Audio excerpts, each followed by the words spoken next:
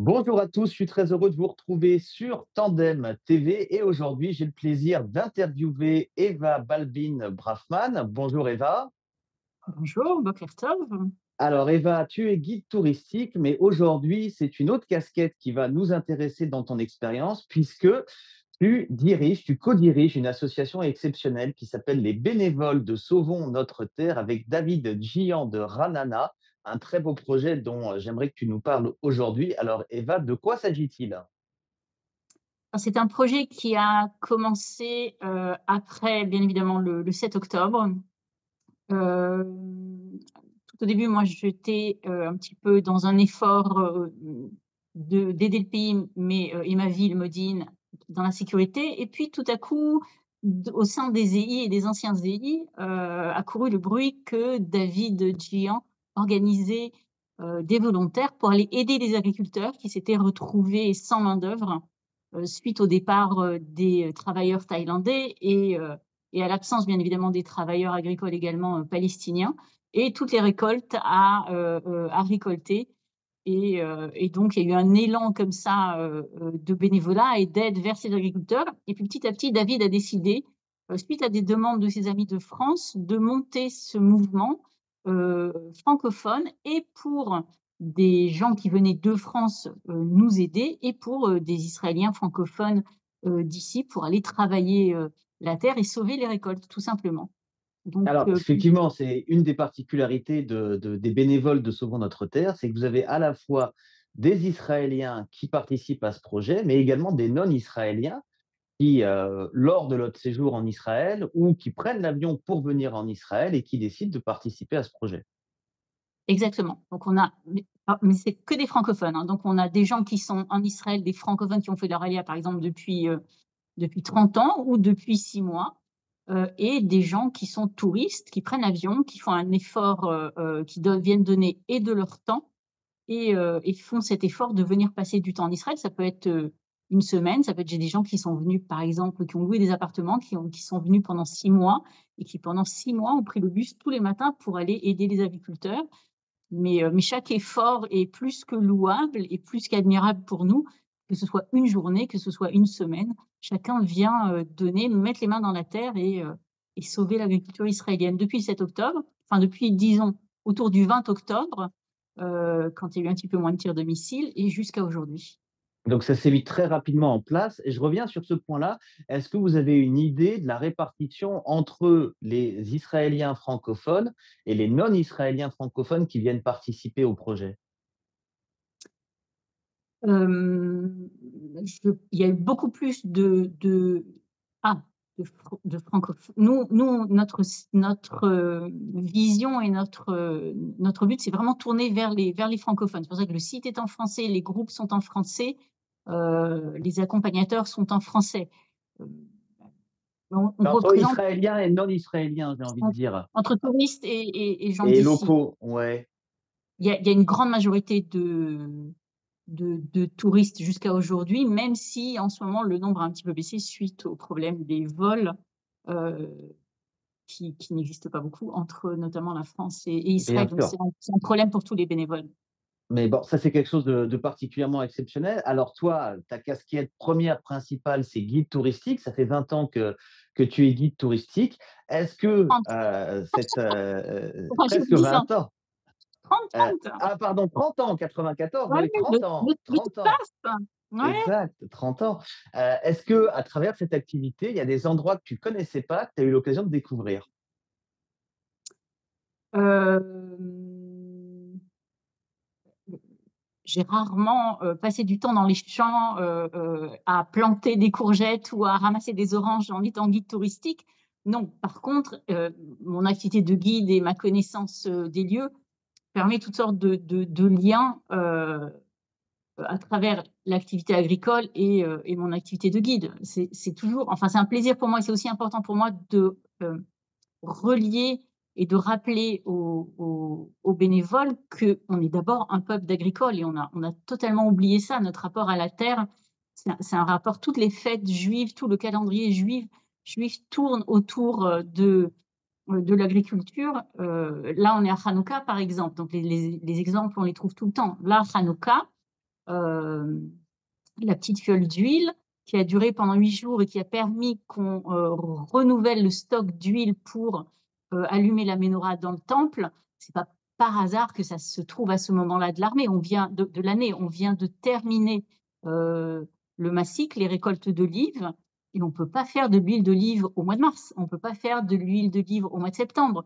C'est là maintenant. C'est là maintenant qu'on a fini la récolte des olives, qu'on peut aller les presser et la première huile pressée, même pas à froid, je veux dire avant même de que la presse n'appuie sur les paniers, d'huile, d'olives concassées, c'est maintenant. C'est cette période-là de l'année. On ne peut pas faire ça à une période où on n'a pas d'olives, tout simplement. Donc tout est en relation et les prémices ou le à-vivre qu'on emmène au temple, ou qu'on emmenait au temple, à Pessah, à Shavuot, tout est en lien avec l'agriculture et tout le cycle de notre calendrier est en lien avec l'agriculture. Donc voilà, c'est aussi une occasion de rappeler ça et on n'a pas toujours été médecin, ingénieur et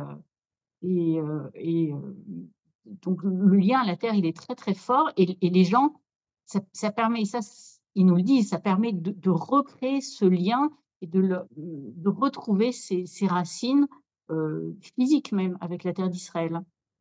Alors, c'est très beau ce que tu dis et ça fait bien sûr penser, aux Chaloutzim, aux pionniers qui sont arrivés, que ce soit les premiers, de la première Alia et même ceux d'avant de l'Alia oubliée, les séfarades qui ont pu arriver au 19e et qui effectivement ont voulu redonner vie à la terre d'Israël à travers l'agriculture. J'ai envie de te demander, quels sont les produits, sur lesquels vous allez travailler? Est-ce que alors tu parlais de planter, est-ce que vous plantez réellement? Est-ce que c'est que des récoltes? Comment ça se passe une fois que vous êtes dans les fermes?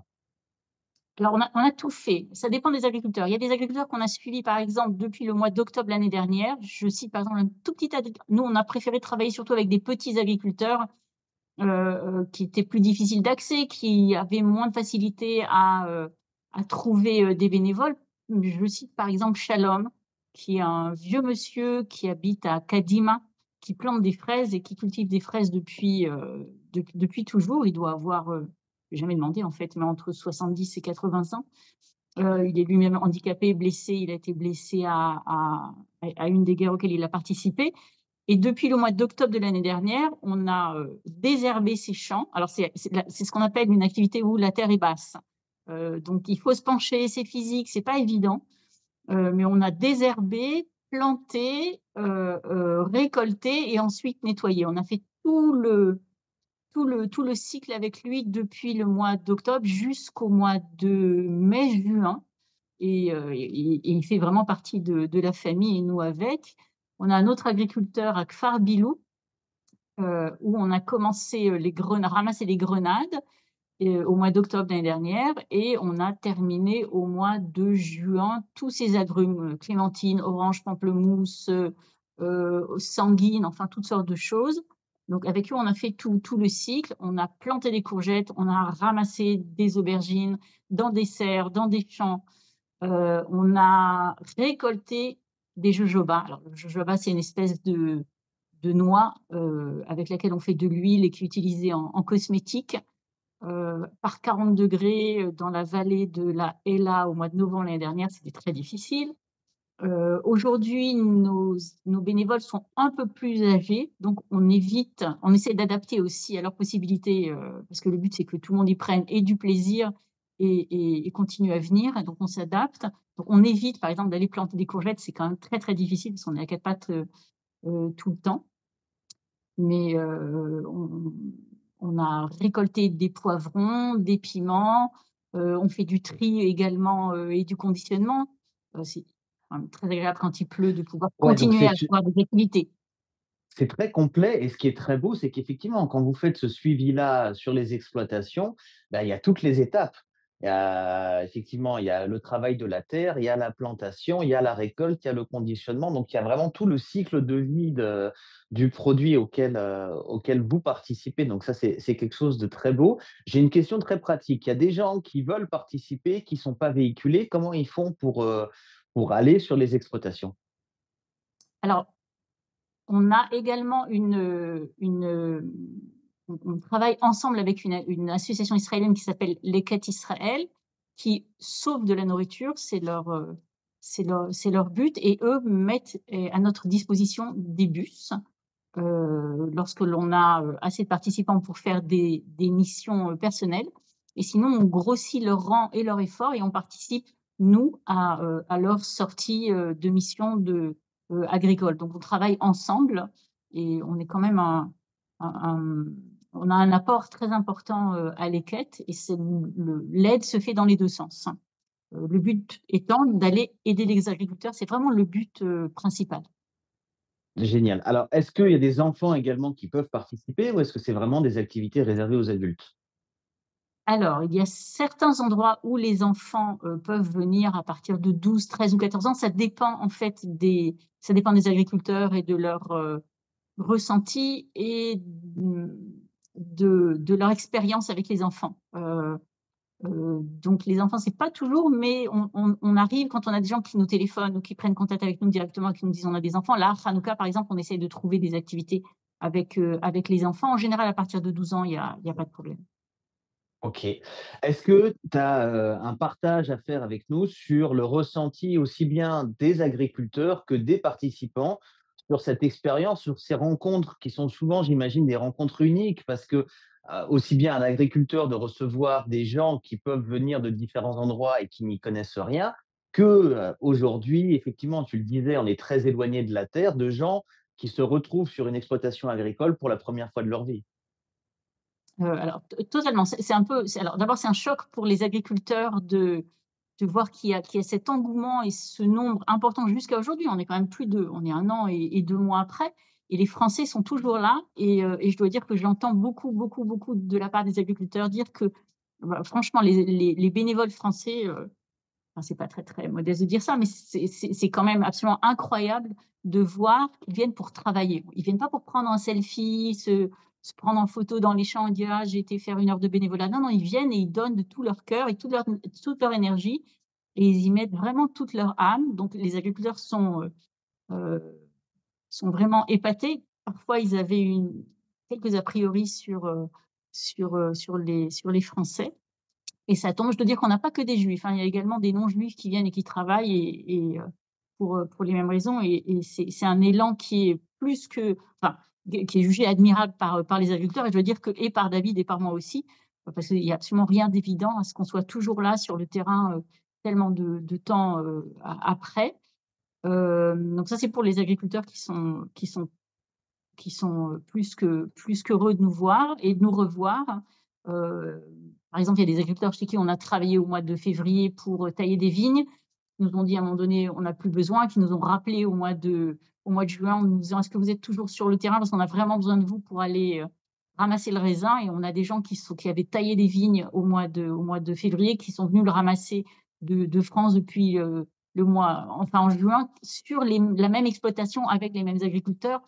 J'ai Ouais, des génial. agriculteurs qui me disent, on nous téléphone de France pour savoir si on a toujours besoin de nous. Donc il y a des vrais liens qui se créent.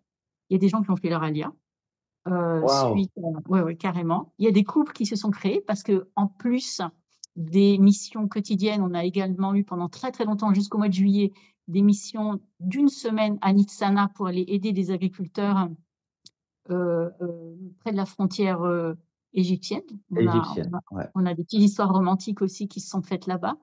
Et puis on a des gens qui je pense qu'on a des gens qui ont commencé à s'investir beaucoup plus dans leur communauté également, même en France et à continuer cet élan de bénévolat. Je pense que quand on commence à être bénévole une fois, on s'arrête pas. On se rend compte aussi, et ça on l'entend beaucoup, qu'aider c'est s'aider également et c'était très important pour les bénévoles et pour moi et pour David également je pense qu'on a retrouvé beaucoup, beaucoup de force Hem et une bonne raison de se lever le matin à travers tout ce bénévolat et cet élan d'aide au pays. Voilà, chacun faisant, ce qu'il peut. On n'est pas tous soldats, on ne peut pas être tous avec une arme à la main, mais ça, c'est notre arme. Travailler, aider à sauver l'agriculture israélienne, tout simplement. Alors c'est un magnifique projet. Pour conclure, cet entretien, est-ce que tu penses à une anecdote, quelque chose qui t'aurait particulièrement marqué à travers, toutes ces expériences de bénévolat agricole que tu as pu voir? Oui, alors, hem Je pense que c'est la rencontre entre les gens, justement, entre des gens qui viennent de tous les horizons de France, qui rencontrent des anciens Français, si on peut dire, d'Israël, des juifs, des non-juifs, des gens de toutes les catégories, enfin, où finalement toutes les limites, s'effacent pour, venir, finalement dans ce même but, d'aider. Hem on a des gens qui se sont retrouvés, par hasard dans des champs, alors qu'ils s'étaient pas vus depuis 20 ans, 30 ans, ou 40 ans.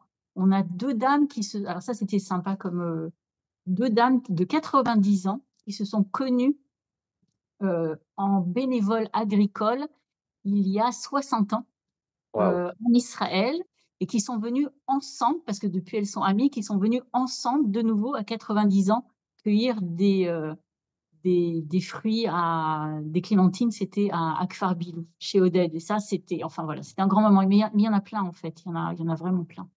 Ah, c'est une très belle histoire. Merci beaucoup pour ce projet, plusieurs fois par semaine. Tous les Les jours, les hein, té enfin du dimanche au jeudi. Tous les jours, waouh, génial. Alors tous Tous les les jours. jours, les téléspectateurs sont invités pour, participer à ce magnifique projet. Les bénévoles de Sauvons notre terre, comment est-ce qu'ils peuvent vous contacter pour, proposer leurs services et participer à ce projet? Alors on a un groupe WhatsApp, il suffit de me contacter par exemple, je ne sais pas si je donne comme ça mon numéro de téléphone ou On le mettra, on va mettre le voilà. le le téléphone sur l'écran, avec Le groupe plaisir. WhatsApp, c'est 4+. On a bien évidemment un site, hein, c'est bénévolat.com, avec toutes les activités de la semaine qui permet de s'inscrire également aux différentes missions, et on a une page Facebook, les bénévoles de Sauvons notre terre. Donc on a toutes sortes de possibilités pour communiquer avec les bénévoles et eux avec nous. On est bien évidemment tout à fait disponibles. Eh ben, génial. Eva, merci beaucoup pour, ton engagement à ce magnifique projet. Merci de nous avoir suivis sur, Tandem TV et à très bientôt. Merci Eva. Merci beaucoup. Merci.